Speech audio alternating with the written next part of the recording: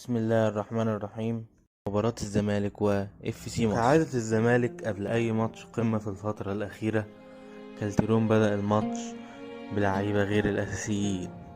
ايه اللي بيحصل ده؟ زمان كنا بنعمل كده لسببين: الاول وهو راحة اللاعبين، وده غير موجود دلوقتي بسبب ان احنا في فترة بداية موسم، فترة اعداد.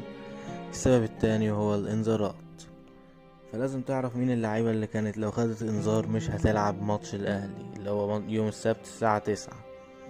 محمود علاء، الونش، فرجاني ساسي، مصطفى محمد، طارق حامد، ده غير ان عبد الشافي مصاب، حازم امام مصاب. بدأ الماتش ولعبتنا الناشئين لسه بتقول يا هادي،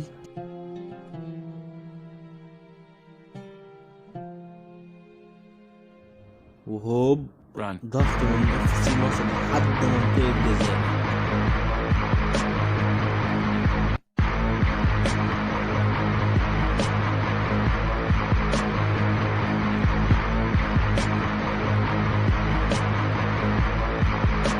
شوط اول ضعيف فنيا، مفيهوش لعب كتير وما عملناش هجمة تقريبا، وكان في مثلا بعض اللقطات اف سي مصر هو اللي كان مسيطر على الماتش. في المجمل شوط اول ممل جدا جدا جدا.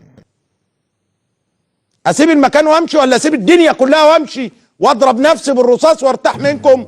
الشوط التاني بدأ بقى من هنا، وكالتيرون قام وقال لك بس سخن اللعيبة الاساسيين، انا هخلص دلوقتي. زيزو نازل وبياخد التعليمات، بن شرقي واللعيبة الاساسيين نازلين، فرجاني ساسي اهو واهو نازل، هنكسب 5 ولا 6 ولا ايه النهارده.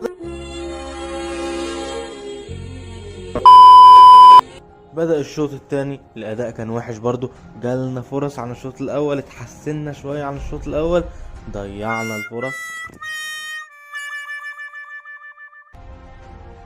لحد ما جت الدقيقة 77.